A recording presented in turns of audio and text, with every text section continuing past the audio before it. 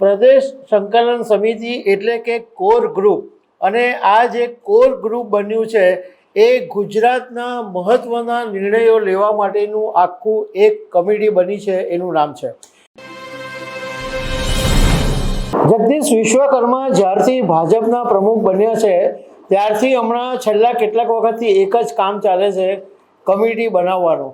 શહેર જિલ્લા પ્રમુખ હોય કે તાલુકા જિલ્લા પ્રમુખ હોય કે વોર્ડ પ્રમુખ હોય કે બધી જુદી જુદી કમિટીઓના નામના લિસ્ટ છે એ દરરોજ ને દરરોજ સામે આવતા હોય છે. પરંતુ એક કમિટી છે એ ચર્ચાનો વિષય બની છે અને થોડીક ધ્યાનમાં આવે એવી બની છે, અને એ સમિતિ બની છે પ્રદેશ સંકલન સમિતિ એટલે કે કોર ગ્રુપ. અને આ જે કોર ગ્રુપ બન્યું છે એ ગુજરાતના મહત્ત્વના નિર્ણયો લેવા માટેનું આખું એક કમિટી બની છે. એનું નામ છે. તો એના વિશે તમારી સાથે વાત કરીશ. મારું નામ રાજેશ શાહ છે અને તમે જોઈ રહ્યા છો ગુજરાતના સૌથી મોટા ડિજિટલ પ્લેટફોર્મ ખબરછે.com.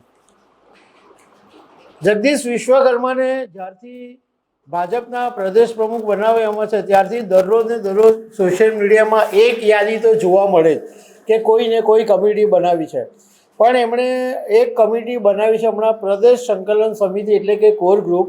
અને એવું કહેવાય છે કે ભાજપના હાઈકમાન્ડની સાથે પરામર્શ કર્યા પછી 11 જણાની એવી ટીમ બનાવવામાં આવી છે જે કોર ટીમ કહેવાશે. અને આ ટીમ છે એ ગુજરાતના જે મહત્ત્વના નિર્ણયો કહેવાય એ નિર્ણયોમાં સામેલ રહેશે અને એ લોકો નિર્ણય લેશે.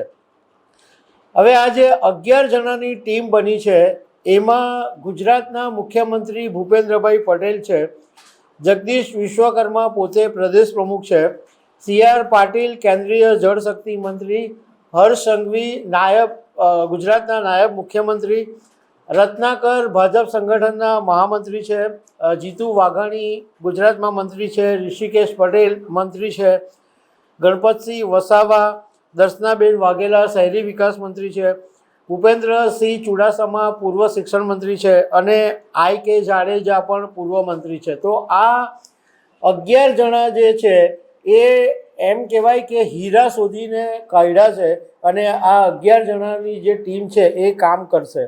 હવે ટીમનું મુખ્ય કામ શું હશે? તો પક્ષના જે મહત્ત્વના આંતરિક નિર્ણયો હોય એ સરકાર અને સંગઠન વચ્ચે સંકલન કરવા માટે આ 11 જણાની ટીમ છે એ મહત્ત્વની ભૂમિકા ભજવશે.